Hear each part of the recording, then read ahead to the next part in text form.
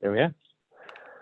Well, good evening and welcome everybody to our Thursday, October 7th City of Kalamazoo Planning Commission meeting. Thank you everyone for joining us on this pleasant fall evening. Can we have a roll call, please? Burgess? Oh, I'm sorry, Commissioner Burgess, I think you're on mute. You're off mute now, but. Sorry about that. Okay. Present here in the city of Kalamazoo. Thank you. Chambers? Present here in the city of Kalamazoo. Harrison? Present here in the city of Kalamazoo. Milliken? Present in Kalamazoo. Phelps? Present in Kalamazoo. Patelko? Present in Kalamazoo. Pitts?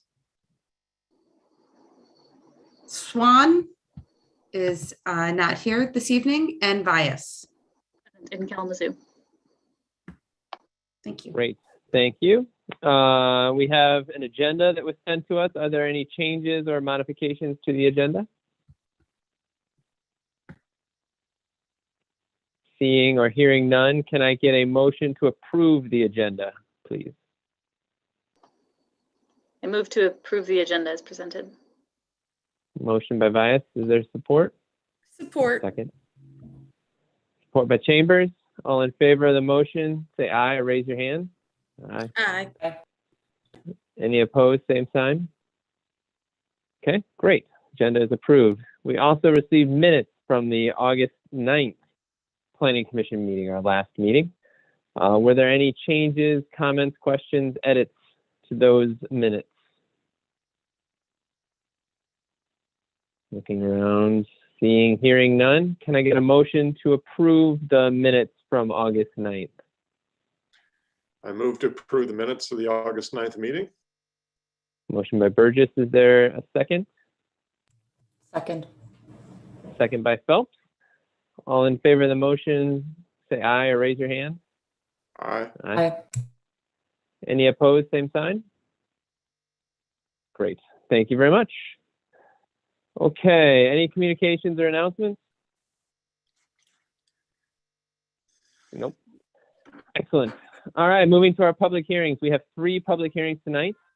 A lot of opportunities for public comment. As with all of our virtual meetings so far, we'll be taking public comment via telephone. The line has been open since 6:30. Please feel free to leave a comment on the telephone line, 269-226-6573. When you call, you'll be given a prompt as to what public hearing you're interested in leaving a comment for. There are, as I said, 3 items on the agenda. And if you're interested in leaving a comment for something other than those 3 items, there will be a prompt for that as well. And at each public hearing, during the public comment time, we will take the appropriate comments then and then close the comment period for that item at that time, leaving the others open until we get to that item on the agenda. Again, that phone number, 269-226-6573. Okay.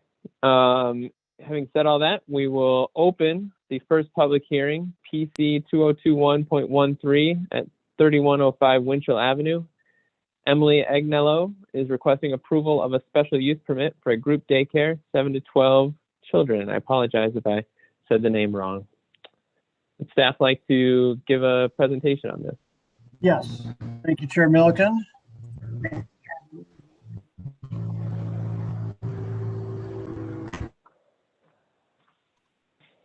All right. Is that visible to everybody? Should be looking at the aerial view of 3105 Winchell Avenue. And so this particular request is for an existing daycare that wants to expand to a group daycare. And we have Emily Agnello with us this evening to talk about it. And she has been in operation since earlier this year with the 6 to 12 the 1 to 6 children home daycare category. As far as what the property looks like, I've already provided some background in the staff report about the square footage of the property. It's roughly 1/3 of an acre. or 13,000 square feet. The house is just under 2,000 square feet with a 2-stall attached garage. The driveway is 2 lanes wide, which provides for good pickup and drop off, especially along a street like Winchell Avenue. And the driveway is roughly 50 feet in length. So, and just a few quick shots looking around the area. I know most folks got a chance to drive by. I tried to make sure I wasn't taking pictures in the rain this week, but this is the shot looking across the street. So one side of Winchell Avenue, the north side, does have sidewalk. There are single family homes to the north. And then of course to the east, you can see the proximity of the neighboring house to the east, as well as the other homes going that direction. And then looking west, same type of situation. So when we get to really going through the zoning map, I mean, there's nothing out of the ordinary here. The whole area is in the single dwelling zone district. So it's one thing we're looking at is, just that you can have the home daycare, and as long as you meet the requirements in the ordinance, then that home daycare can step up to the group daycare category. And I'll get to that in more detail in a minute. So looking at the future land use map, again, R1 residential, which aligns with the zoning map. I'm not going to show the existing land use because that shows the same thing as well. But what I do want to talk about, and I'll just leave the screen up there, is the alignment with the future land use map. Obviously, so we can have daycares in those low intensity residential zone districts, as long as they meet the requirements. So when you step up to the group daycare, there's a minimum size for the play area, which is spelled out in the staff report. There's the requirement that there's no change to the property, so that's out of character with the neighborhood. And then of course there's the part about the group daycare being located along a collector or arterial street, and that is the one item, and I've mentioned that in the last bullet point. Ms. Agnello has requested a variance, and that is going before the Zoning Board of Appeals coming up next Thursday on October 14th. And I know it may seem a little out of order to do it in this manner, but the difficulty was waiting to hold to have the variance hearing next week would have then put the Planning Commission meeting all the way into November. And Ms. Agnello can't file anything with the state for the childcare licensing until all approvals are completed at the city level.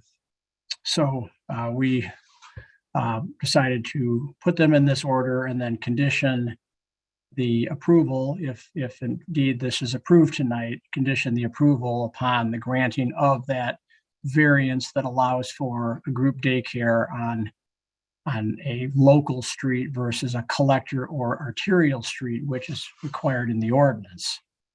And just to talk a little bit more about the alignment with the strategic plan and the strategic vision, the daycares are looked at as a neighborhood service. So we do look at that as something that's part of a complete neighborhood, to have the ability for daycare locations, in the immediate vicinity of the residential areas, or in this case, in the residential area. So, so it's definitely very commonplace. Getting into, the outreach that was done, the city sent the normal letters to the surrounding property owners and placed a notice in the Gazette. Those letters went out to the property owners on September 22nd. Ms. Agnello also sent out letters to the surrounding neighbors and actually received 5 correspondence of support, some emails, some letters. Those were part of the agenda packet. And just to kind of specify, of those 5, one is from the neighbor immediately to the east, one is from the neighbor immediately to the west, and one is from the neighbor directly across the street. So, and then there's two others that, live in that vicinity of the Winchell area that provided letters of support. So, and as I mentioned, there is, there's also the, in addition to the group daycare specific requirements, we have to go back and look at the special use permit criteria as well. And what, if it is compatible with the surrounding area. In the staff report, it was kind of articulated, the circumstances surrounding, the daycare and the hours of operation, that those would be very normalized as far as 8 to 5, Monday through Friday. That the daycare at this point is not planned to be open during the summer when the schools are closed. And, we get into, the character of the neighborhood. There isn't any changes proposed to the exterior of the structure. The backyard is fenced. There's mature vegetation around the property, including most of the backyard. And, there isn't any other adverse impacts that were noted when staff reviewed this. Road capacity is sufficient for emergency vehicles and other access needed. Speaking of road capacity, as mentioned, that is the item that a variance has been requested for this stretch of Winchell. Winchell Avenue in general is, there's two segments to it. There's the segment from Oakland Drive to Rambling that's technically classified as a collector. So a group daycare would meet all the requirements of the ordinance, if it was located in that stretch of Winchell Avenue from the, between those two streets of Oakland Drive and Rambling, assuming they had a big enough backyard for the outdoor play area and so forth.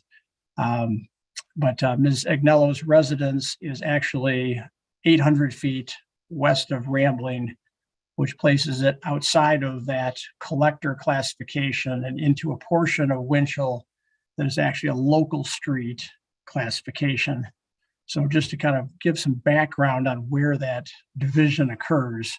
So anyways, that is, that's being handled by the Zoning Board of Appeals as far as the deep dive and the evaluation on that next Thursday.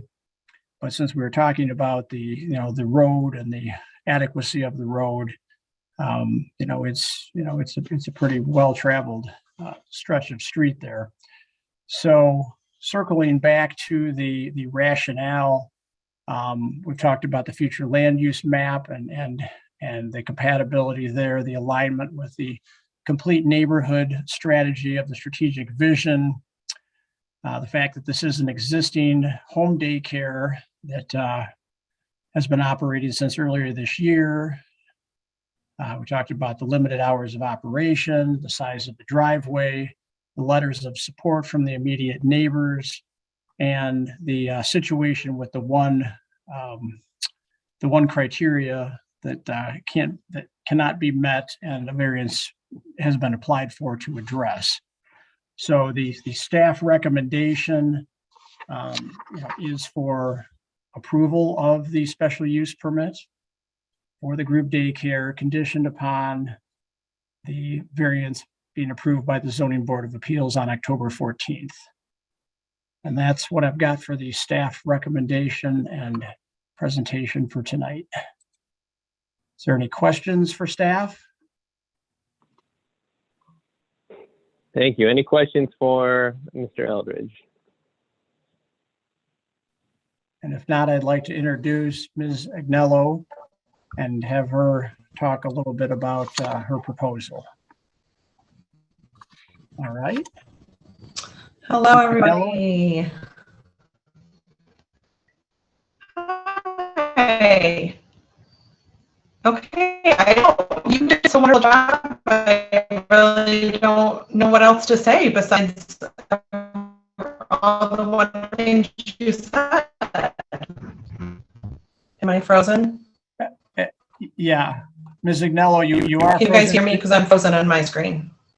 Yep. Could you try just turning off your video? That it uses less bandwidth. Yeah. Let's see, that Yep. might help. Yep, your See audio if is that coming through a lot better. Yeah. Is that better? Yes, that's better. Yep, please proceed. Okay, good. Yeah, you did such a wonderful job. I really don't, okay, good. Good. Yeah, right now, like you said, I'm currently a provider for up to 6 children. Before this, I've currently been a preschool teacher, always involved in the early childhood community. So I most recently taught preschool right here in Kalamazoo, and my school closed due to COVID. So I decided to open up here in my home.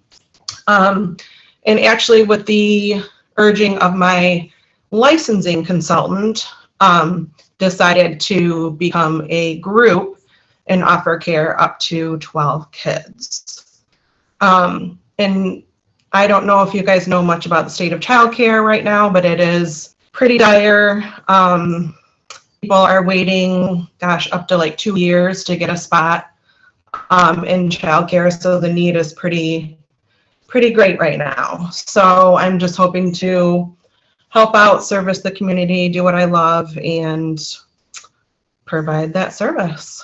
And right here, and a lot of my families are from the neighborhood. Probably about 50% of my families are right here in Winchell. So let me know if you have any questions. Thank you. Are there any questions right now for the applicant or staff, for that matter? Yes, Ms. Phelps.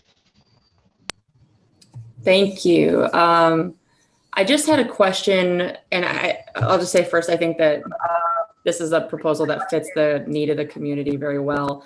I did just want to ask, is there any anticipation of increased traffic issues, given that the drop-off time is very near the traditional school start time, and the elementary school is, just over On the road, yeah. Yeah, so I wasn't sure if you anticipated any issues. I know we've had some traffic calming projects throughout the city and including in Winchell. So I just wanted to see what your evaluation of that situation would be. Yeah, what I found is most of my parents are dropping off between 7:15 and, my latest one's usually 8 o'clock.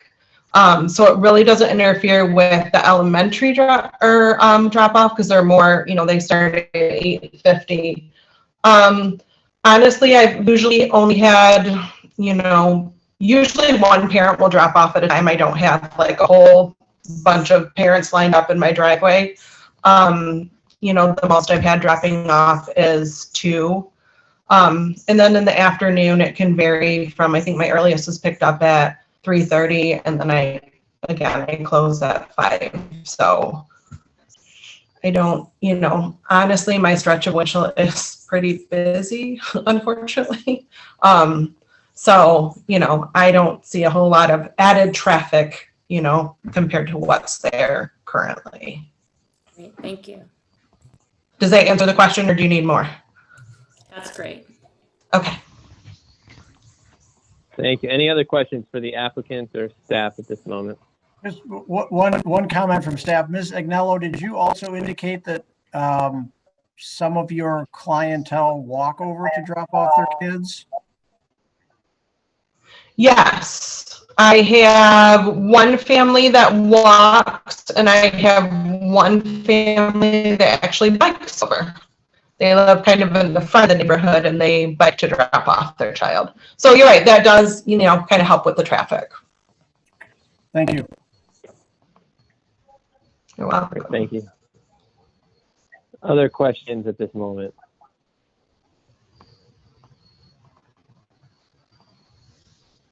Seeing none, I will go ahead and reopen up the public hearing. I think I said this earlier, but just to clarify and make it clear, we'll open the public hearing. Are there any public comments left on this item? There are no public comments at this time. All right, so no call-in public comments, although I'll reiterate, we did receive in our packet and several letters of support for this item. So that was good to see. Any other clarifying comments or questions, not comments, any clarifying questions on this item? Seeing none, we'll need a motion to start discussion, and this should be a motion to approve the special use permit for a group daycare at 3105 Winchell Avenue, conditioned upon the approval of the variance regarding street classification. Move to approve. Everything you just said. All right, so we have a motion to approve with the condition from Vias. Do we have support? Support from Burgess? Thank you. All right, can we have some discussion on this motion? I'll kick it off just by saying that, yeah, the applicant is very right that the situation regarding childcare is dire, and having professionals like her take on more children and the responsibility of expanding her home and offerings to support the families that need it is extremely generous, and the best thing we can do right now is help make that happen so that our communities can, that our neighbors can feel good about their kids and their childcare. Thank you. Other elements of discussion?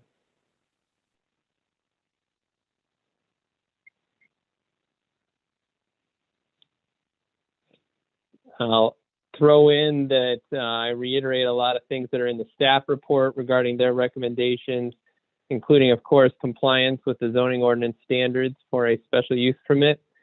I was particularly pleased and impressed by the letters of support by the neighbors, especially considering a use like this that can sometimes have impacts on neighbors and looking to increase the intensity. This seeing that support is very impactful. While I have a little bit of a soapbox here, I'll just say in terms of the variance, while I agree with the classification of the road and I agree with the standard, this is a unique situation and classification where Winchell, while it is a local street in that area, it functions much differently than a typical local street in that area, considering the density of housing units at the end of the road and the traffic that goes along it. So I would see a variance being well justified in this area, although we still have that condition in place appropriately. And I would advise staff to share their wonderful pictures with Director Baker as he considers his street projects for the upcoming years. Any other comments or discussion before we take a vote? All right, can we get a roll call vote, please? Burgess? I'm sorry, Commissioner Burgess, you were on mute. It's okay. Chambers? Yes. Harrison? Yes. Milliken? Yes. Phelps? Yes. Talco? Yes. Bias? Yes. Motion passes. Great. Thank you. And thank you very much. Congratulations. Thank you, guys. Thank you very much. This means a lot to my families. They're very excited. Thank you. Excellent. Okay, next item on the agenda, PC 2021.14, 1011, 1017, 1029 Denner Street, and 1405 Alamo Avenue. Request to rezone from RS5 to RD19. Staff, if you could tell us what this is about. Be glad to share a presentation here.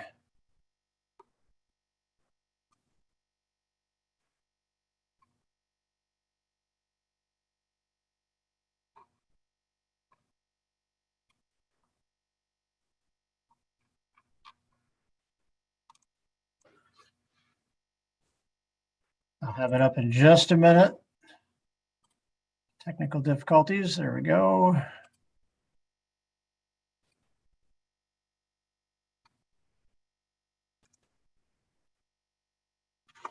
All right.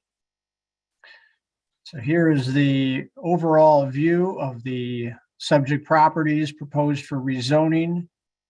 The park you can see to the west there is Fairmont Park. As you can see, looking at this view, they are substantially larger lots.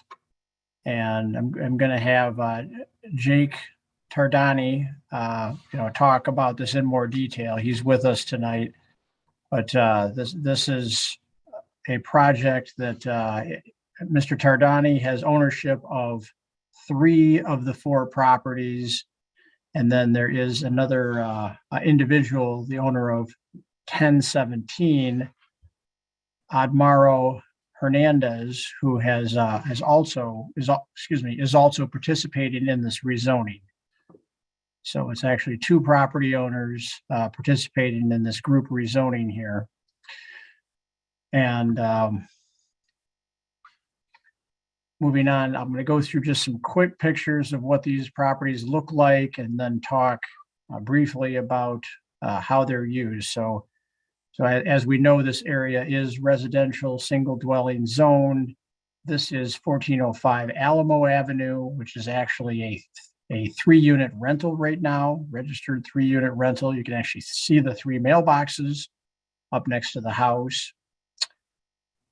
This right here is 1029 Denner, and this is one of the properties that is laid out as a duplex, but has ceased being used for a number of years, so it has lost its legal non-conforming status. So it's essentially only legal for use right now as a single-family home, even though the layout shows much differently. And then as we work our way south down the street, this is 1017. And 1017 is the property owned by Mr. Hernandez, which is actually between 2 of these other properties that Mr. Tardani owns. And again, you can get a feel for how big these lots are. And then we have the 1011 Denner. This is another one that the interior layout is such that it's set up to be used as a duplex, but has lost its legal non-conforming status. So, and as you're looking at these photos, you see a lot of trees in the background. There's a lot of depth to these lots. Some of these are in that NFP overlay, but this rezoning tonight is allowing for a modest increase in residential intensity, and it's really going to be, the focus is really the use of the existing structures. So there's not any natural features protection implications with this rezoning that's being proposed tonight. So I did want to make note of that for those that are real familiar with our natural features protection overlay. There's a lot of woodlands. There's also some sloped property towards the back of some of these lots. So looking at the zoning in general, you can see the Fairmont Park is in that RD19 zoning to the west. And that essentially runs from Blakesley to Prairie all the way up to Alamo. North of Alamo, we've got RM15 zoning, so we've got residential multi-dwelling up there. And then, working our way back to the east, it's predominantly single-family zoned all the way to Douglas. So the proposal is to expand the residential duplex zoning across to the essentially the west side of Denner at this point, with these 4 properties. And this just looks at the land use. Again, you can see the park and the cemetery are showing up as tax exempt. There is that one commercial piece of property you see north of Alamo that's shown in red is the treatment facility. it was a former rehab facility that's now being, that's now under redevelopment. So that's going to go back into use, but that's what that big red area is up there. Future land use shows the area as R2, which is a medium density residential classification. And that allows for, definitely accommodates duplexes in that medium density category. So, there's alignment here, which is very positive to see when looking at rezonings. And, as far as so we talked about the alignment with the future land use map. As far as the strategic vision and, what elements or goals of the strategic vision this rezoning touches on. It definitely touches on complete neighborhoods. I mean, the results of this rezoning will allow for additional housing units, which we all know we are in need of. And in this case, those housing units are already there. They're just not legal at this point to be able to use some of these properties as duplexes, even though the interior layout was altered years ago.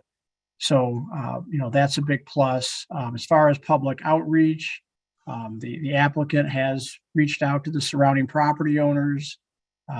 One letter of support was received, which was in the board packet. It was a late addition yesterday, but that was from Drew Johnson and his wife at 1315 Ogden Avenue. The city sent their letters out September 22nd and also put a notice in the Gazette. So looking at the specific criteria, we've touched on the master plan and the strategic vision.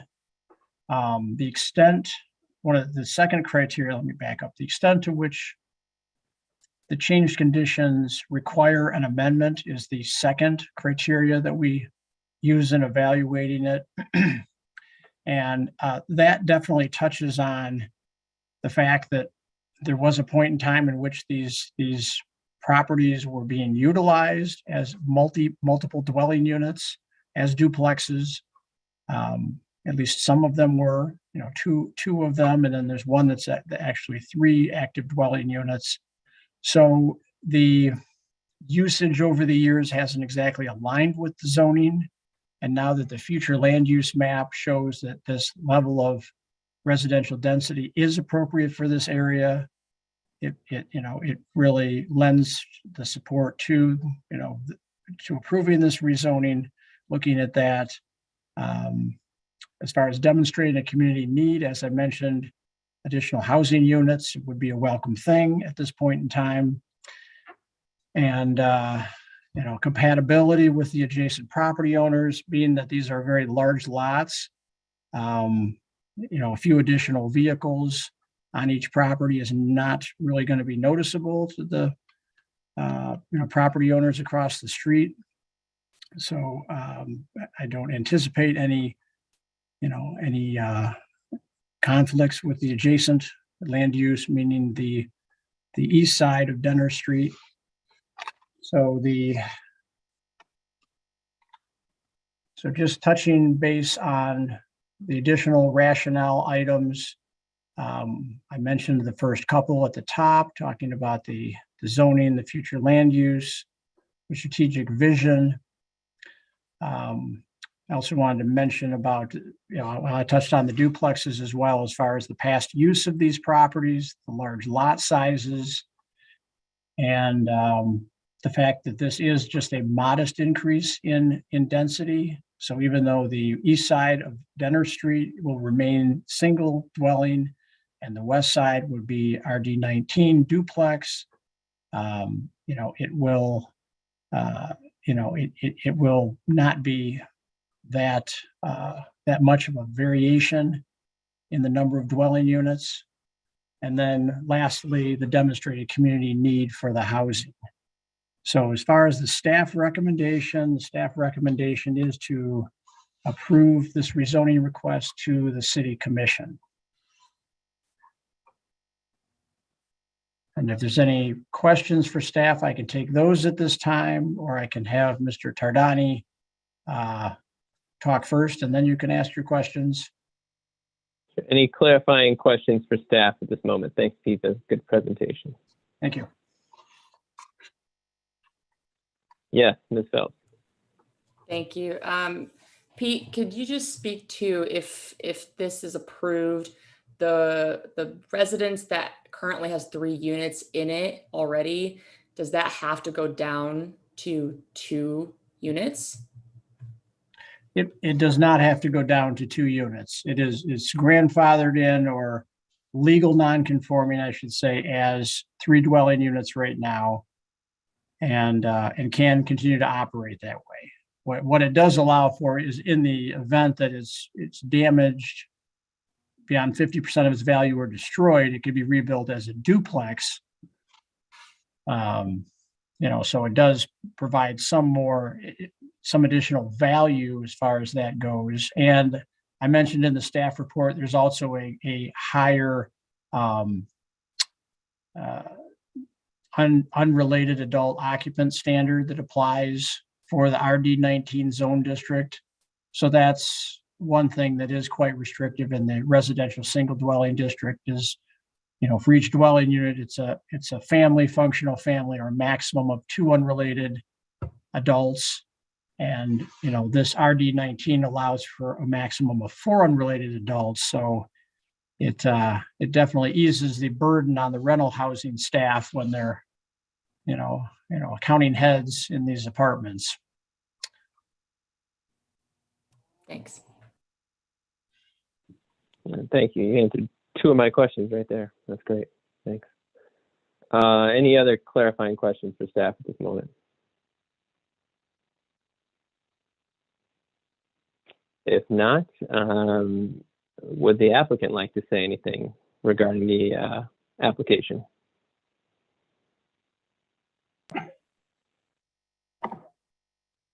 Yes, hello, and thank you for the invitation. Pete, great job summing up what I've already discussed with you and what you've kind of enlightened me on. Ultimately, I just kind of want to lead with the fact that my goal here is to help create more rental units within the city.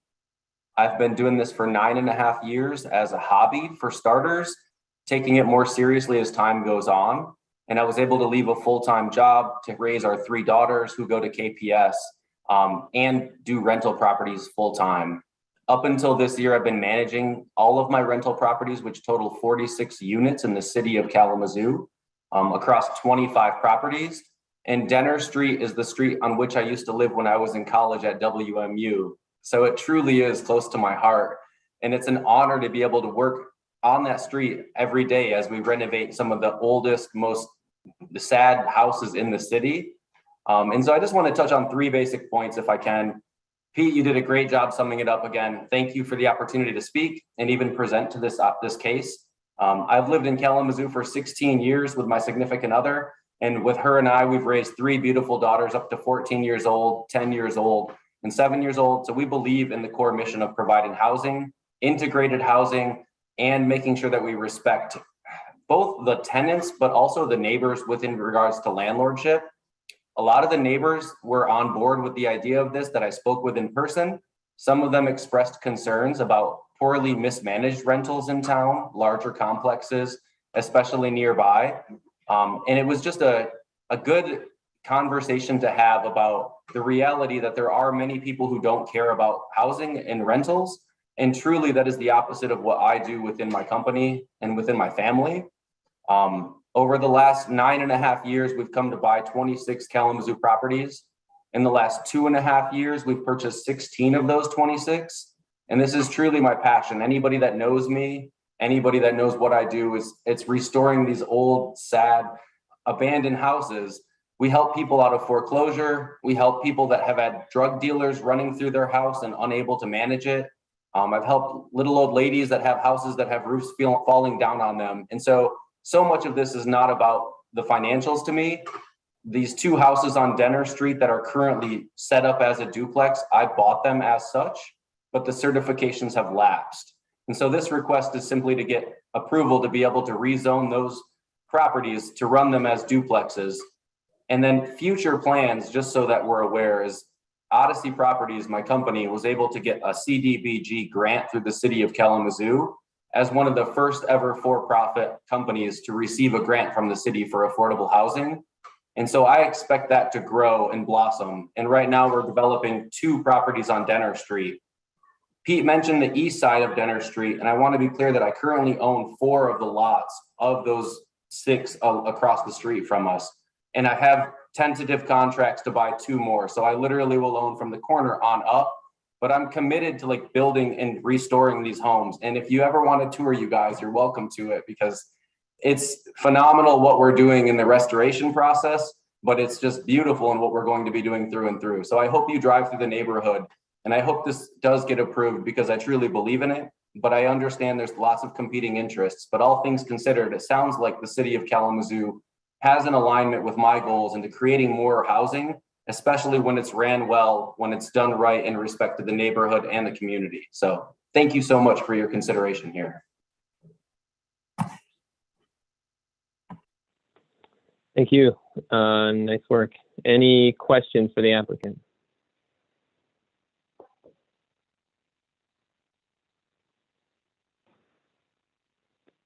All right, seeing none at this moment, let us open up the public hearing. And are there any public comments that were left for this item? Yes, there's one. Okay, let's hear it. Thank you. Hello, good evening. I'm calling in to oppose the rezoning that is going on Denner Street. The individual who is proposing to rezone all of these owns 23 properties as is. Many of them are in disrepair. Many of them are not properties that are easily accessible to anybody that would need assistance in easy accessibility.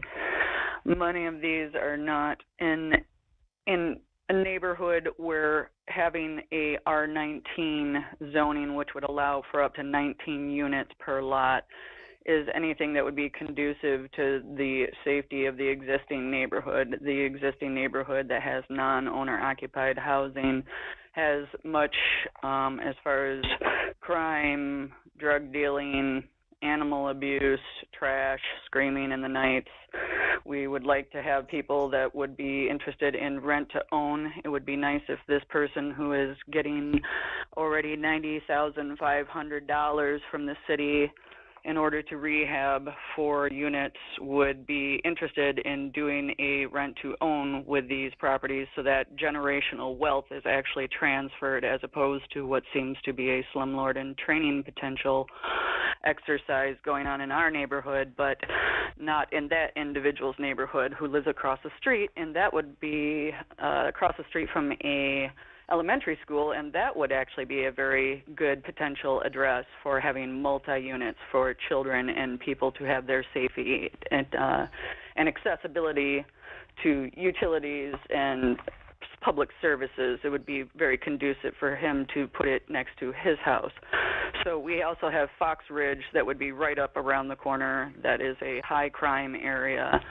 Again, seems like it's already a done deal. If the city has already given money to this individual who is the sole proprietor of this rehabilitation business, that we actually don't really have any say in this. Many of the neighbors I've talked to that own their own houses are not interested in this, but as many people are feeling like I'm feeling, you, as far as the body of the commission, are not showing up to work to where people have accessibility to you in public, in person.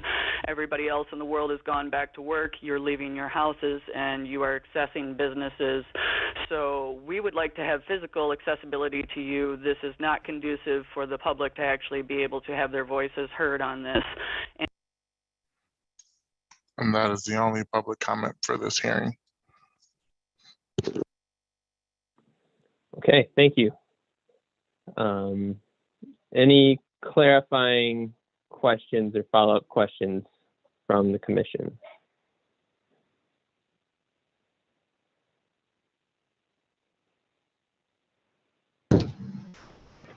Yes, Mr. Harrison. Real quick, Pete, can you just talk about the R19 being conducive to the neighborhood? Like I heard a little bit about it, but I just kind of wanted to get a better understanding of what that is, and just what the comment was referencing. Sure. I can speak to that. So the comment about the 19 dwelling units, there is a standard that applies. So in this RD19 zone district, just like in the single dwelling zone district, we allow for what's called cluster housing development. And so if you had, let's just say if there was an acre of land and clear acre of land that could be developed, in that case, there could be a cluster housing development created that would have the potential for, this is like the best case scenario. It's one of those things where you have these numbers you pull out of the ordinance, but in reality, when you add in required off-street parking and you add in stormwater detention and landscaping and all these other things, you don't end up with the maximum number of dwelling units that the ordinance may spell out. But in the RD19 zone district, if you had an acre of land, it says there could be up to 29 dwelling units in a cluster housing development setup. And, but I don't want the number to be misleading, because you could do a cluster housing development for more than one dwelling unit, even in the single dwelling district, if you had a large chunk of property available to do so. And so that's kind of the caveat. You can't add a big grouping of units like that unless you have a large piece of property. And there's not many of those around the city. So in this case, these are individual parcels, and at this point in time, they have a limited amount of frontage. They may have a lot of square footage rather, because they extend to the west, but they don't really have a lot of frontage allowing for dividing of the property and that sort of thing. And I don't think that's what Mr. Tardani is really getting at here. He's working on rehabbing the homes. So I hope that adds some clarity, that it doesn't, just because it's rezoned to RD19, it doesn't mean that there's going to be, a plethora of dwelling units permitted out there. There's only certain circumstances that allow for that cluster housing project style to occur. Otherwise, it's simply one duplex, per parcel or lot, or one single family home. Those are permissible also. Does that help a little bit? Thanks. Mr. Burgess, did you have a question? I couldn't tell. No? Okay. Any other follow-up questions, clarifying questions at this moment?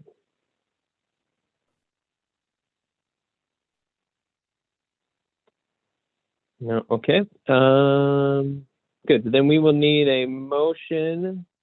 Remember, this is a rezoning, so we are recommending to the City Commission. So we will need a motion to recommend approval to rezone 1011, 1017, 1029 Denner Street and 1405 Alamo Avenue from RS5 to RD19.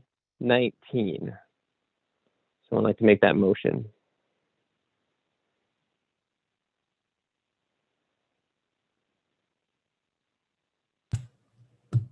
Chair, I would move that we recommend to the City Commission to approve the rezoning at the 4 addresses listed in the agenda packet from single dwelling to RD19. Great, thank you. Motion by Phelps. Is there a second? Second. Second by Patelko. Great. Is there discussion on the motion? Yes, Ms. Phelps, sorry. That's all right, thank you. No, I think that the staff has put together a great recommendation.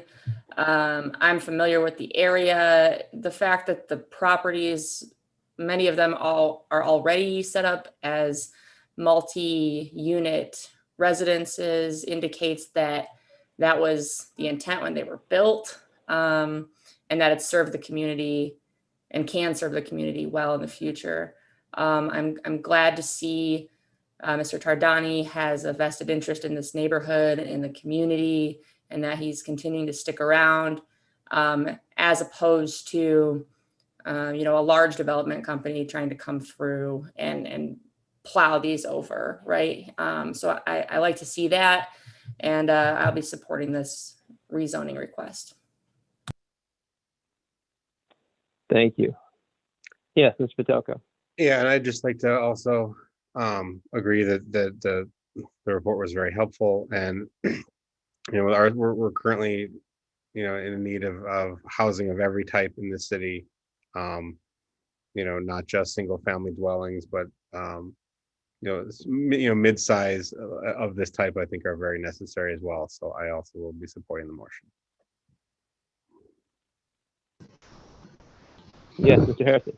I also want us to be mindful, just as a commission, just of the community input and the engagement that's needed for Mr. Tardani as he grows his work in the community, to make sure that they're a part of the process and work in collaboration and not against his efforts. So whatever we need to do on our end to make sure that our residents feel heard, and that our business owners feel successful in the community, feel like it's a collaborative process that we kind of need to look forward to and kind of make preparations as we move forward. Thank you for that. Other comments?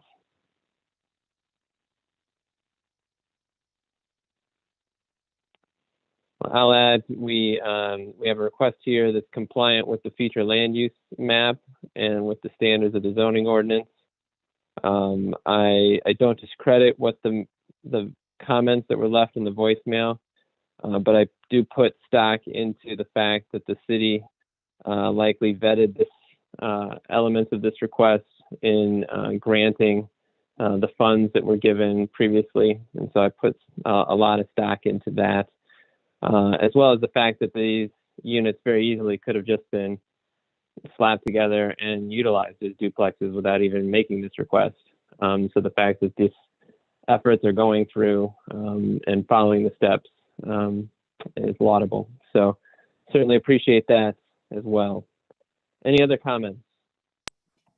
I just want to say thank you, guys. It is an honor, and I hear the concerns of the community along with that voicemail, and I take them seriously, and I take my work seriously. So I do look forward to future collaboration with the city, and thank you again for the consideration. Thank you. Commissioners, seeing no others, can we get a roll call vote, please? Burgess, Yes. Chambers, Yes. Harrison, Yes. Milliken, Yes. Phelps, Yes. Patelko, Yes. Bias. Yes. Motion is approved. Great. So this will go on to the City Commission then, and good luck. Thank you. Our next item, PC 2021-15 at 717 Riverview Drive. Request from Dion McKinley for a special use permit to expand an existing auto sales business located in the commercial mixed-use district. Mr. Eldridge. All right, this is the third public hearing of the evening. Look at that, I'm getting lots of practice, lots of practice. All right, and we have Mr. McKinley, the owner of MVP Auto Sales, with us this evening to talk more about it. But I'll give the overview here. And to start with, looking at the aerial, you can see the layout of the site. Mr. McKinley does own the vacant lot. It is directly to the south of the site. At this point in time, he is not planning to do anything with that vacant lot. So this expansion project is simply within the confines of the existing dealership parcel, which is 717 Riverview Drive. And as you can see in the photo, there's a vehicle display area out front, and then there is the office on the site, which is roughly 480 square feet. And I'm going to roll through some information to talk in more detail about this, but the new building that is proposed would be 2,400 square feet and would be positioned roughly in the center of the property or offset to the west, sitting right where that office trailer is right now.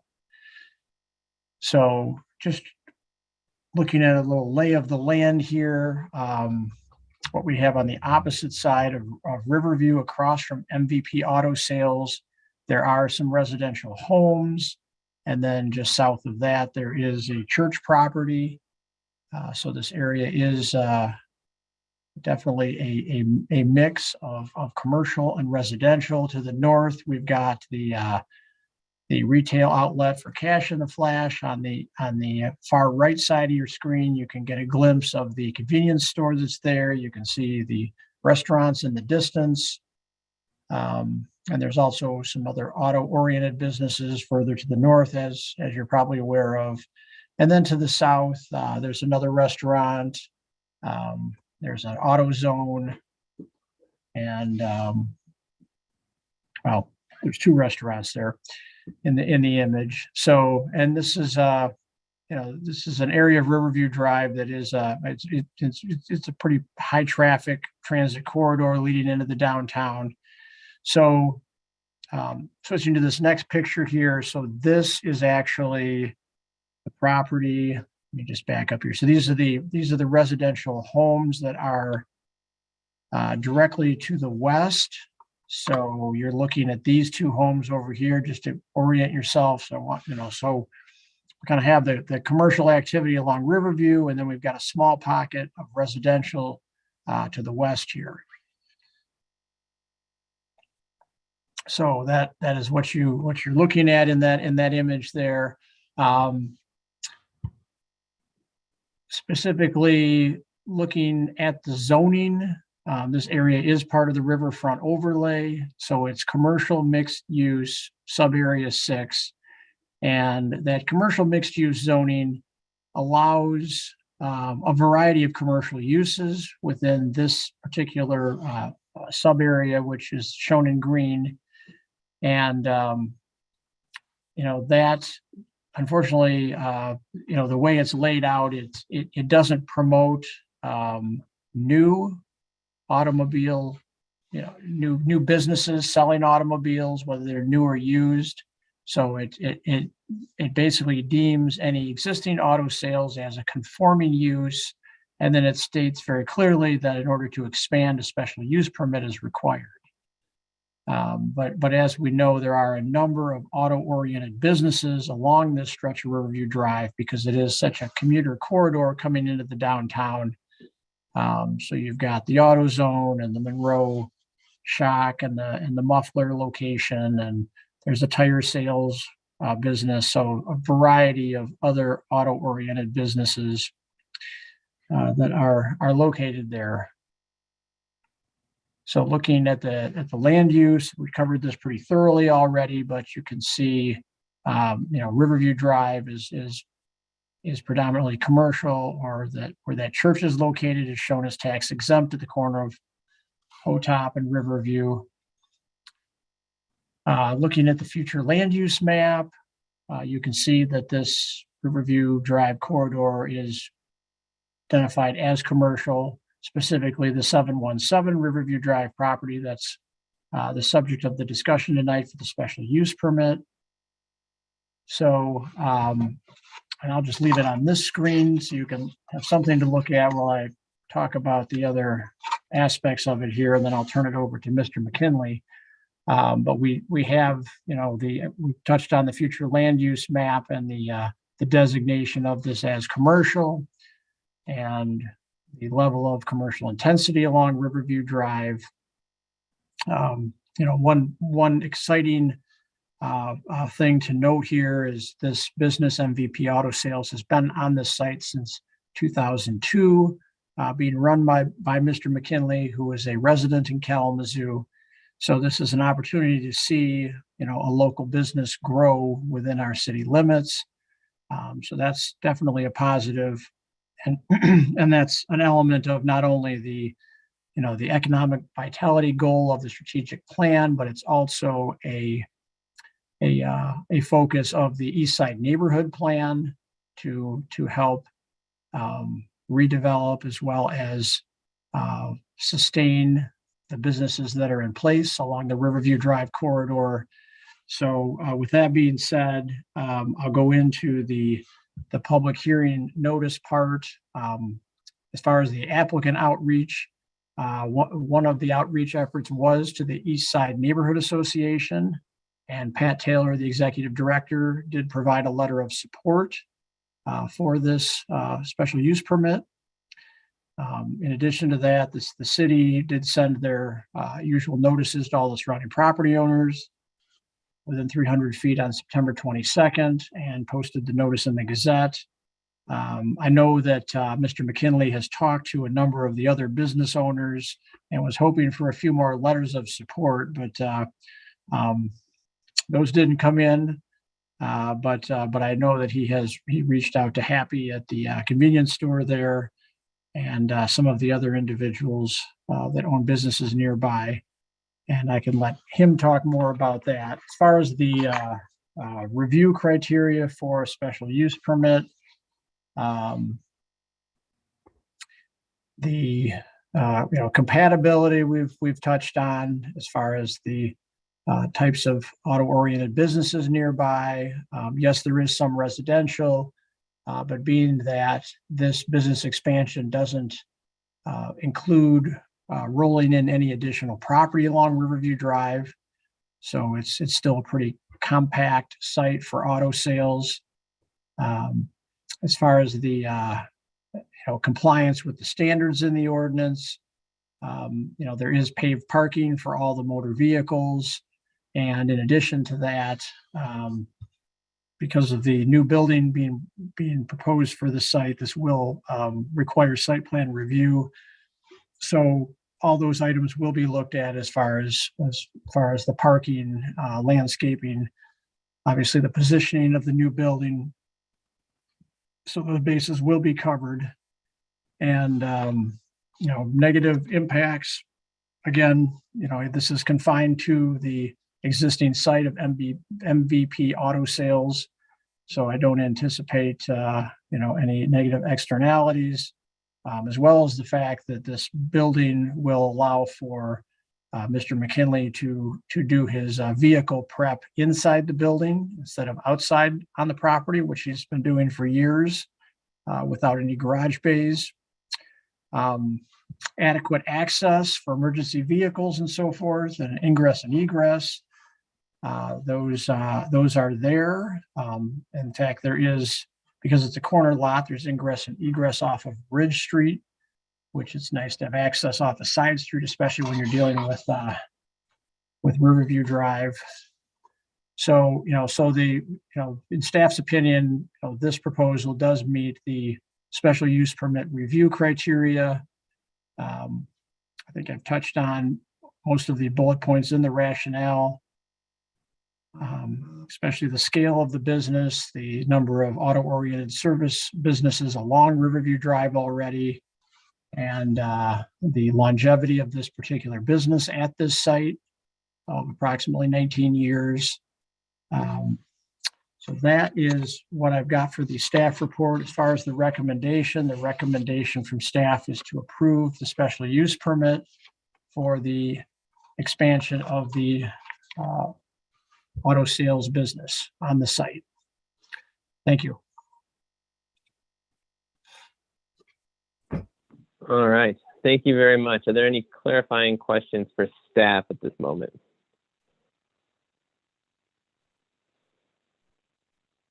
Seeing none, Mr. McKinley, would you like to share with us a little bit about your proposal? Yes. How you guys doing this evening? Hello? Okay. How you guys doing this evening? I'm glad you guys give me a chance. Very good. Good. Give me a chance here. I'm just trying to enhance the neighborhood as well with this new building. It can take my business to another level. I'm able to employ probably 3 or 4 other people. And it's gonna, make Riverview look good. I mean, this trailer's been here for years. It is what it is, but I want to glorify the neighborhood as well as my business. And that's pretty much sums it up for me. I'm just trying to move to the next level. Great. Thank you. Any questions for the applicant?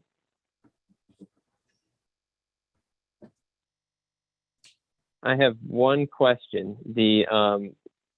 It said in here the existing building will be where the trailer is going to be, but I'm assuming the building, based on the drawing we received and the description in here, it's bigger than the trailer.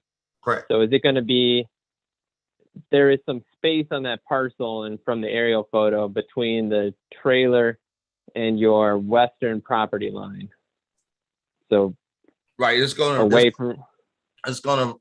It's facing Riverview, so it'll be facing east, and it's going to run from like what existing trailer is to the south right here on this property line.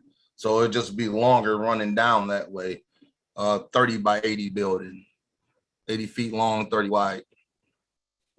Okay, and so then so you're currently, so it'll be probably about 10 feet deeper then, closer to that back property. I'm just thinking about right now, you're using that sort of that dirt behind your trailer, for lack of a better way of putting it. It's just extra space for parking. So there probably will be less space behind your building for any additional parking then, is what's going to result. Well, no, I'm not going down there. I'm staying on the concrete here. So we're not even going back on the back space back there. Back there where you're talking about behind the building. Okay, so it's all coming. So that building will come closer to the road than the trailer is. No, not close to the road. Right back here where the trailer is located at. Is right buttoned up to the concrete right here, the property line right here on the concrete. So it's just facing right here where the trailer is. I didn't do the measurements yet, but like 10 feet out, 30 feet out and 80 long. But more so, it's just facing Riverview, just longer to the south. Pete, perhaps you could Okay. pull up the aerial image from the PowerPoint. Yeah, I think that would help just orient everybody.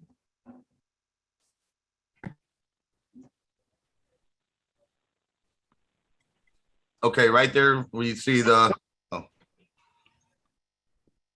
okay, right where right there where the building is. You're gonna bring it down, maybe to the south where these other cars is. So it's gonna come down right there where the boat is right there. So it'll be all in this area right there, bagged up right here. Yes. And I think what Chair Milliken's also getting at is because of the width, so it's going to extend a little bit out closer to Riverview. So the front of the building will be up in here. Right. Okay, so you're going that way. Okay. We'll be going through site plan review, I imagine, right? Yes, sir. Yep. So site plan review will address, if there's any screening deficiencies from the residential property to the west, as well as, other requirements. Those will all be handled at site plan review. Yeah, I was just trying to get a visual sense of what was going to happen here.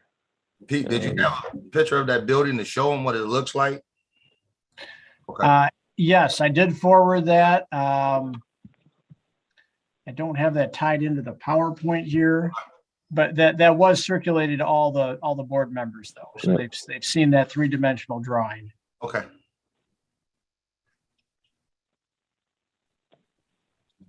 Any other questions for the applicant or staff at this time?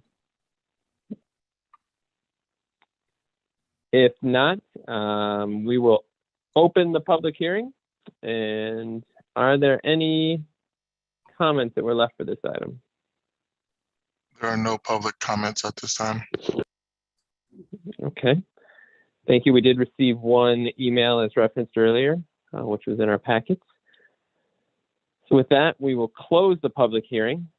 Commissioners, any further clarifying questions?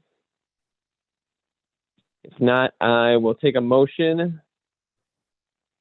to approve a special use permit at 717 Riverview Drive to expand the existing auto sales business in the CMU mixed use district.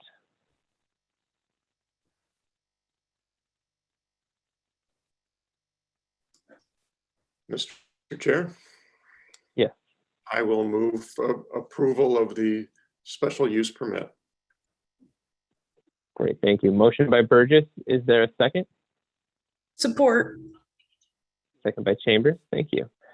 All right, do we have any discussion on the item? Mr. Burgess? I would just say the staff report makes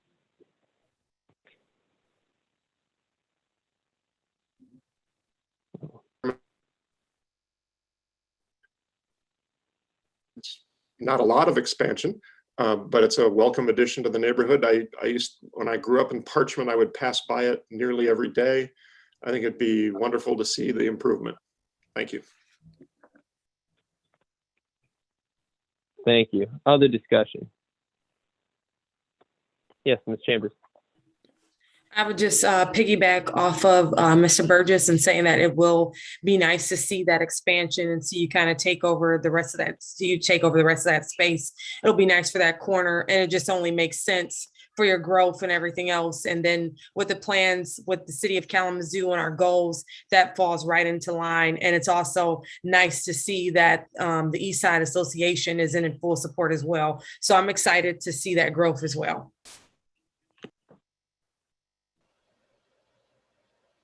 Yes, Ms. Phelps. Thank you, Chair. I just want to say some of the things that I said earlier for our last public hearing, and that is it's nice always to see someone local trying to improve the community, sticking it out for so long as you have, Mr. McKinley. And I also just want to congratulate you on, as a business owner, being in a position where you are ready to grow. And if this passes, and even if it doesn't, I wish you all the best. That's good for you. Thank you. Mr. Patelko. Yes, and I agree with what's been said. And I also wanted to add that I hope you are able to expand also and get your hands on some inventory. I know that it's very hard out there for all the car dealers, and so I wish you, and I'm glad you're able to expand, and I wish you success as well. I know it's a rough market out there. Thank you. Other comments, discussion? Just following up on the staff report, this does comply with the standards for a special use in the zoning ordinance. It's kind of a unique one because of that overlay. So I just want to make that in the motion, and I certainly agree with everything that's been stated before. Seeing no other jumping hands, can we get a roll call vote? Burgess, Yes. Chambers, Yes. Harrison, Yes. Milliken, Yes. Phelps, Yes. Patelko, Yes. Bias. Yes. Motion is approved. Great. Thank you. Congratulations. Thank you all. Thank you. To the next step. Indeed. Thank you. And on to our next step. No discussion or action items. So on to the city planner's report. Hi, I do have a presentation, but before I do that, I wanted to give Charlie Bear the opportunity to introduce himself to this group. I believe he'll be attending future meetings from the city attorney's office. So Charlie, if you wouldn't mind just taking a quick moment.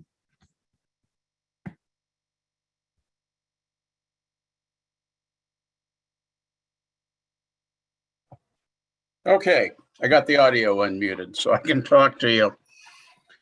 I started working for the city attorney's office this past April. Prior to that, I was assistant city attorney for Portage for over 20 years and dealt a lot with zoning and planning, which I'm going to be doing here going forward among my other duties with the city. Something I enjoy, particularly dealing with planning issues, I was kind of a professional college student for a while. In addition to a law degree, I got a master's degree in urban and regional planning. Only spent about 3.5 years in that field before I started in the legal field. But it's certainly something I have some background and familiarity with, and I'm looking forward to working with all of you. Thank you. And I think with what I'm talking about next, we will be keeping Mr. Bear very busy. So let me just share my screen here. So as we have been doing, let's see. Oop. PowerPoint up, everybody can see it? Thumbs up, great. So as has been our pattern, I wanted to introduce to you all work that we are just starting to update the zoning code. This is going to be a big update. We have, as many of you know, we've been tinkering over the last 3 years with small updates, either to relieve pressure, like quick changes to the residential zoning, mapping changes with districts in areas that had a lot of nonconformances, and we're seeing a lot of pressure and variances. And we have 2 kind of major sections left to do at this point. What I'm going to talk to you about tonight is the start of one of those. And so over the next 6 or so months, we will be working, engaging, and then presenting to you updates to our commercial zoning.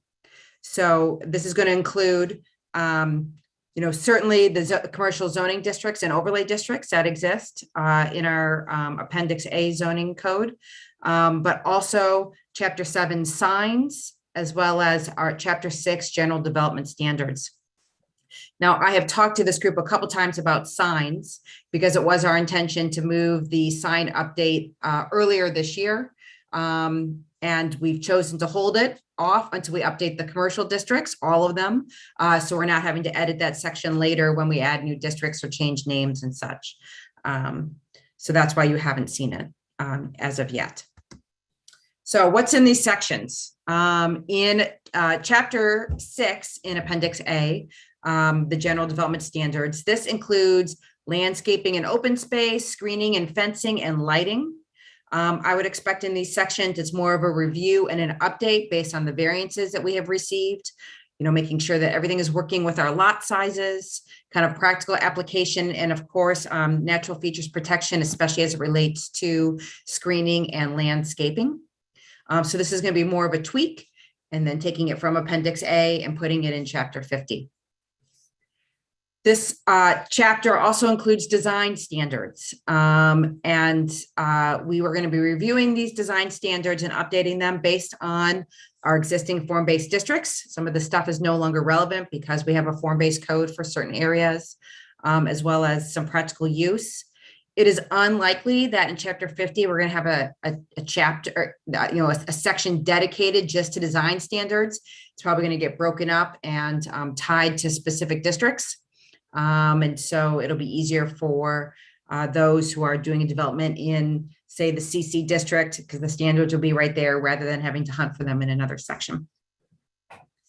The last thing that currently exists in this general development standards chapter are operational performance standards. These are pretty standard for a zoning code, compliance with noise, odors, and all sorts of other details, including, nuclear material. I believe we have a reference to the nuclear regulatory compliance in there. We'll be going through all of those, making sure that if whatever we're referencing is up to date in terms of state and federal laws. We'll be tying this back to our municipal code, which already has provisions on noise and some other nuisance things. So this is more of a tweak as well, and then moving it over to Chapter 50. The sign code, again, I did talk about the sign code a couple times in the winter and spring because we thought we were going to move this sooner rather than later. The sign code has been updated, and we've updated it based on the things that are before you. First, we need to make sure that the sign code is compliant with all the most recent judicial court cases, specifically the Reed case, which has to Reed versus the town of Gilbert in Arizona, that had to do with temporary signs. And so we need to make sure that our code is compliant with that. We want to expand where pedestrian-oriented signs are permitted, like sandwich board signs and permitted signs. We get a lot of requests for those. We've had bulk variances in certain neighborhoods for those. There's no reason why we can't allow them outside of downtown. And so we'll make that permitted by right. We have already started updating it based on the new zoning districts that we have created over the last 3 years. Obviously, we'll be making sure that it's updated with all the zoning districts that get collapsed or renamed or added over the next 6 months as we look at commercial zoning. We also want to make sure that we're clarifying new types of signs, like the ledge sign here that's in the bottom right hand picture. Clarifying that it's not a roof sign, that's a permitted sign, and what the kind of size and standards would be. And of course, we are reviewing all the variance requests that we've gotten over the years to make sure that the code, that anything needs to be updated in the code based on the quantity of variances is being updated. And of course, we want to make sure that we're clarifying our language and adding any illustrations as necessary, just to make it easier to use. The sign code is available online, because again, that has already been updated because we started work on it last spring. So it's available at imaginekalamazoo.com, the projects tab, and then signs. On that webpage is a presentation with audio that goes in detail over all the changes. And there's a copy of the draft available for review. In working with our right-of-way coordinator and our city attorney's office, in addition to updating the sign rules that exist in the zoning code, there are 2 sections within the municipal code that we're also going to be updating at the same time, just to make sure everything is working in harmony. One of them has to do with sign construction in the building code. And then the other one has to do with posting posters and playbills on public spaces and what where that can happen and where it can't happen. So those sections will also go forward, not through this body necessarily, but to the city commission when the zoning pieces go. We've already done some outreach for this. We have reached out to the business community a couple times this summer, alerting them to the changes, asking for comments, and we have received many. We also have reached out to the sign companies, provided them with a copy of the draft. Does this make sense with your manufacturing standards? I'm in the process of talking to somebody right now as it relates to the electronic message board signs, to make sure that, thinking it through to make sure that what we're saying works with kind of standard manufacturing practices. So we're not coming up with random sizes that don't actually work or exist. And so again, this is ready to go. It's out for public review. We keep putting things out on social media, reminding people that it's there. We'll be talking about it again as we talk about all the commercial stuff, but we're going to hold on to it and not move it through the approval process until we have all 3 of these kind of chunks ready for you to review. So the big piece is our commercial districts. So let's all remember that our code was done in 2005. And while it has had some additions and some changes, the bulk of it is from 2005. And so it is certainly time to update the code, not only to update it because it's a bit out of date, but also because we've had 2 master plans since then. The last master plan, which had some very clear zoning information in it. We want to make sure that our zoning code and our master plan align. So some things that we're going to be talking about as we update this. First, looking at the text amendments, so updating the document, the zoning code itself. We have a lot of commercial districts. Some of them are very narrowly focused. Some of them are broad and catch-all, and some of them exist in the document and have not been mapped ever. So we have districts like commercial office and neighborhood commercial office, of which neighborhood commercial office is not mapped. Everything that's in the italics is not mapped. We have commercial neighborhood 1 and commercial neighborhood 2 not being mapped. We have community commercial, or CC. We have the twin districts of CMU, which we talked about earlier this evening for Riverview Drive, and RMU. And although RMU is a residential district, they are twins, both allowing mixed use. One with a little heavier commercial, one with a little heavier residential, but I think that they're tied close enough that we need to be looking at them together to understand what their function is and, you know, what we want to do with them. Last year, we removed replaced the CCBD or Commercial Central Business District zoning for our new D districts. But there's still a small spot of land that is zoned CCBD, not in the downtown, that we have to deal with before we can remove it from our code. And then, of course, the Commercial Business and Technology Research zoning district that we have over on Western Michigan's property. So those are all of our commercial districts. Again, we got a lot. Some are mapped, some are not mapped. Some of them are super narrow focused, and we need to kind of reconcile how those all operate and figure out how they might be collapsed or adjusted. In addition to that, we have a series of overlays. We have the neighborhood conservation overlay, which is not mapped. We have the traditional housing overlay, which is not mapped. PUD, which of course we use, wellhead protection, which we use around our wellheads in the city. And we have a historic preservation overlay, and then our riverfront overlay, which we talked a little bit about tonight, again, as it relates to Riverview Drive. So, you know, it's going to be the kind of the same process. Why do we need these districts if we've never mapped them, but we created them to make sure that we have a code that's a little more streamlined? Of course, all the districts, we're going to need to review their uses. It is very common for the Zoning Board of Appeals to review a variance to allow residential on the ground floor. None of the CO, none of the CN, and none of the CC districts allow residential on the ground floor. And we know that given how it's currently mapped, that's not very practical. And so that's a very common variance that we've received. We have those design standards that I mentioned that we're reviewing and we'll tie those to new districts. And above all, we want to make sure that whatever zoning districts we have actually work with our lot patterns, our block patterns, to make sure that we're not setting ourselves up for variances in the future. Once we have the districts set, we are going to have to do a map amendment as well. This will all be, together. We have long talked that, today's zoning map is very heavy on commercial. Especially with its limitations on residential on the ground floor, it's certainly created several conflicts. We need to make sure that how we use our new districts, that we're looking at neighborhood corridors versus our kind of edge auto dominated corridors and the different scale and intensity of development that comes with each of those.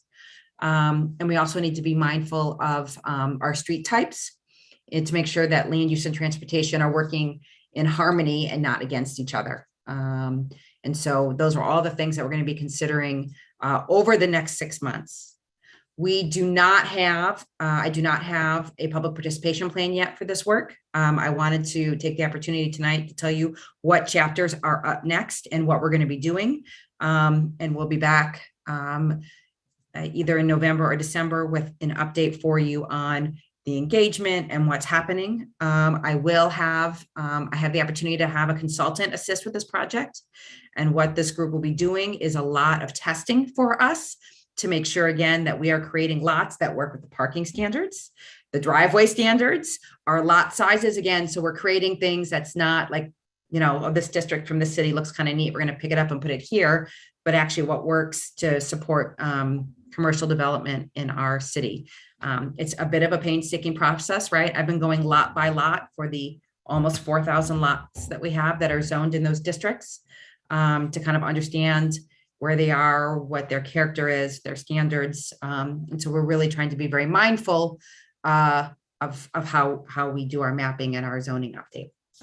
So more to come, but I wanted to give you a preview. Does anybody have any general questions? Awesome. Okay. What will you need? What will you be looking for from us, especially early in this process?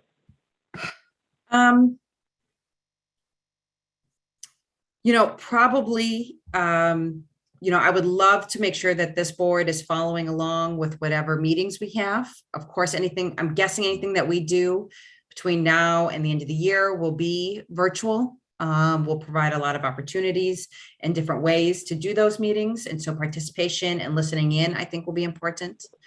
making sure that if you aren't already, please make sure that you're following imaginekalamazoo.com. We put so much information on that page, the drafts, how to give feedback, summary of the feedback.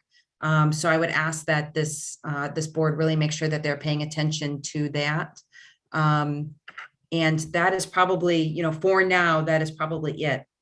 It's my goal to have this before March, before we have new board members, just because it's easier to talk to, this group and be presenting and have you guys brought along.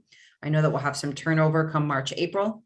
And frankly, come March, April, I need to start the other major chunk that's left in our zoning code, which is residential. And that is going to be a very big, long conversation. So I would like to get this work done so we have the bulk of the year next year to do it, because as soon as next year ends, it is time for Imagine Kalamazoo 2035. So yeah. So we have we want to make sure that we have our zoning updated based on everything we've heard. Yeah, so that's where that is. I'm not sure I'll have a lot for you at the next meeting. The next meeting, you are going to get 2 presentations from staff on other topics. The sustainability strategy is going to be presented to this group, so you guys know what's moving forward with the sustainability strategy. Bobby Durkee is also going to be coming to the next meeting to present more information on our site plan review policy. It is something that we constantly review to make sure that it's smooth and working. And we have a couple of tweaks that we've made based on information and practical use of our policy. So he's going to be coming forward just to give you an update on that. Other than that, hopefully you all are paying attention. I know Commissioner Phelps mentioned traffic calming in Winchell. There's traffic calming that's happened on Greenleaf Boulevard and Parkview Hills. The West Edge and Park project will have all the new intersections done for pedestrians north of Kalamazoo Avenue. That will still be happening this fall. And then the bulk of the project will be happening early next year. So there's a lot going on.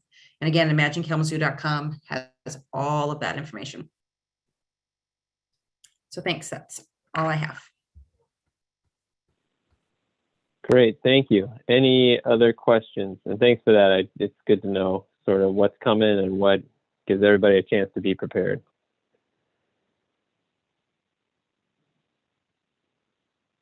And we received the site plan review spreadsheet. Did anyone have any questions on the site plan review spreadsheet? You guys been busy, thank you. Despite the pandemic, development continues. All right, seeing no hands raising, we can move on to public comments.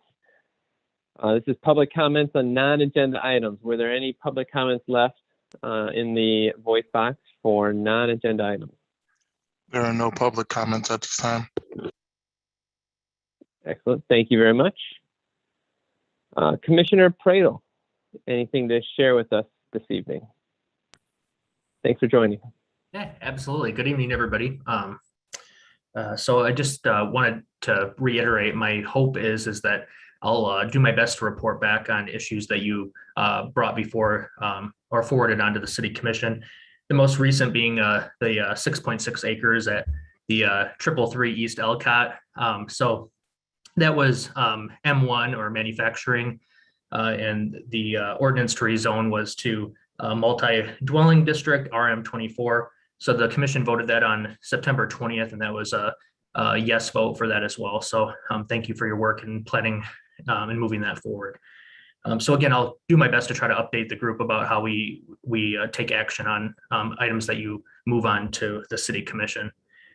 Second one, I've had a couple of residents, and actually City Planner Anderson, thank you for helping me out with this as well. But we've had a couple of residents just inquire about, how do you access documents related to all of our boards and commissions? And so, if you're listening tonight, or any of you who are on the commission here tonight, one of the easiest ways to do it is just to go to kalamazooCity.org/board docs, and maybe just bookmark that to your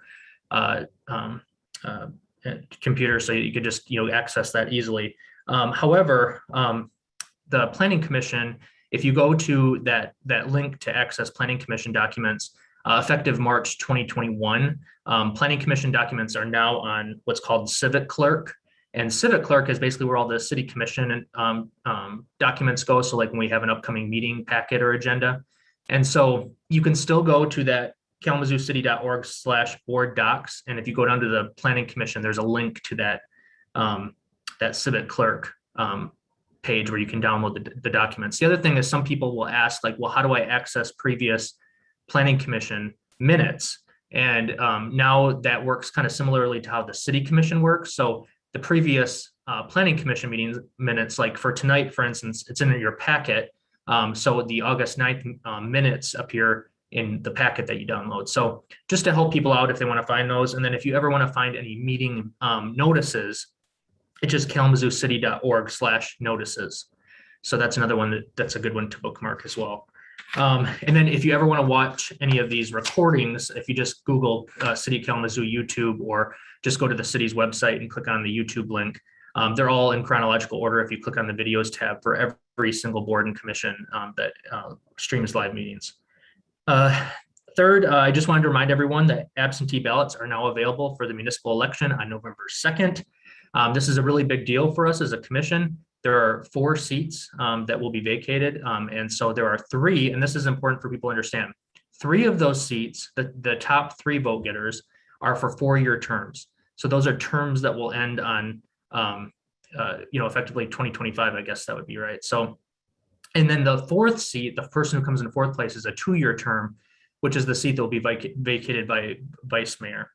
So just keep that in mind for individuals as you're voting. And it also includes the election of mayor, which is a separate race from commission. And then also the Kalamazoo County Transit Authority has a renewal on the ballot as well. So definitely make sure to look into that and understand that. If you want to request an absentee ballot, you can do so online or mailed by October 29th at 5 p.m. if you want to get that in time of election day. You can also get an absentee in person at the city clerk's office up until 4 p.m. on November 1st. We also have those 5 handy Dropbox locations around the city. So check those out as well. That will hopefully help you out with your voting. And if you're looking to learn more about candidates, if you go to vote411.org, it is one of my all-time favorite sites for people who are civically engaged nerds like I am. You can just click on the Find What's on My Ballot tab. And if you type in your address, it's really cool. You can actually compare candidates and click on them side by side to see their pictures and what they stand for and how they responded to questions. And then lastly, well, actually, I apologize. I do have 2 more items. So when Christina Anderson mentioned this about the sustainability strategy, if you go to imaginekalamazoo.com/projects, if you scroll down, you can find the sustainability plan section. And on there, you can comment, provide comments, but you can also sign up for updates regarding that as well. So I definitely encourage people to do that. That's a really big deal, and that will likely be voted on by the next 54th commission. And then I also had a chance to attend EGLE, which is the Environmental Regulatory Agency for the state of Michigan, provided a presentation on graphic packaging and some concerns from area residents about that area. And so they provided it was like a 2 or 3 hour presentation with questions. It was incredibly valuable, way more than you're going to gather from just reading a quick article. So you can go to michigan.gov/EGLE. So it's EGLE, graphic packaging. That's all one word. If you want to access that recording and a bunch of the research that they had done on the air quality safety. So that's all I have. Thank you guys for all your work on. Great, thanks for that update, and indeed for all the information, but specifically thanks for sharing what happened based on the stuff that we sent forward to the City Commission. That's really helpful to know. Makes our work seem a little more valuable, so appreciate that. All right, Planning Commissioner comments. Any comments from Planning Commissioners?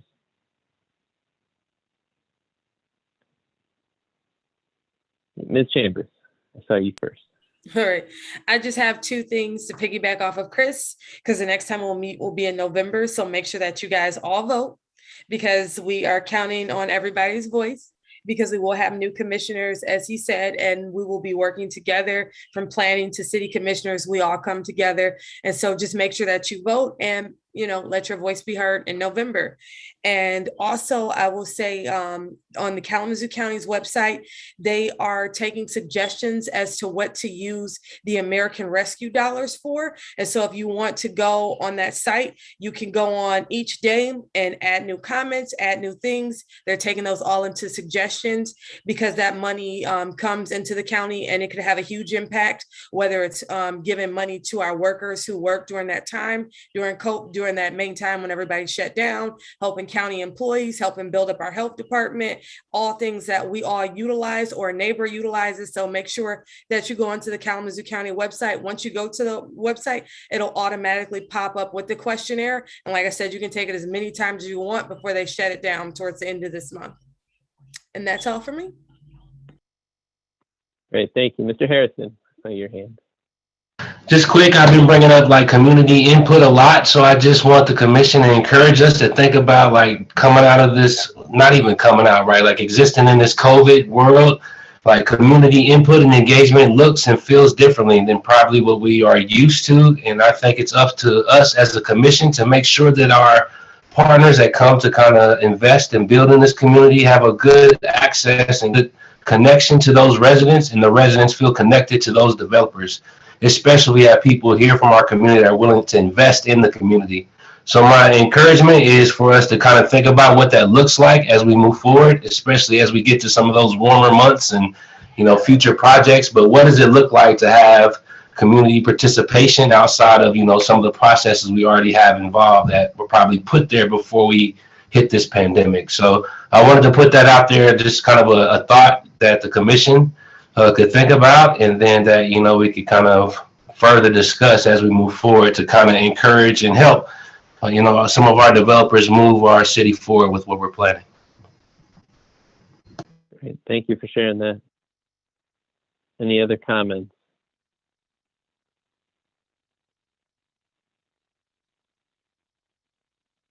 Well, we heard a couple times today about meetings and virtual or not virtual. It's certainly a decision that's outside of our hands, but I'll just throw my 2 cents here that I believe it should be all one way or the other, not a hybrid setup. So I would advocate, if it stays like this, it stays like this. If it goes in person, that it's all in person and not sort of a half and half situation. That would not be a recipe conducive to good engagement and participation. I think people would feel disenfranchised through that setup. So I'm sure that conversation is ongoing and will be ongoing over the course of the next 2 months. So I wanted to share that. Otherwise, seeing nothing, get out and vote, be kind to each other, be safe, and have a good month. Take care, everybody. This meeting is adjourned. Good night. Good night. I'll be well.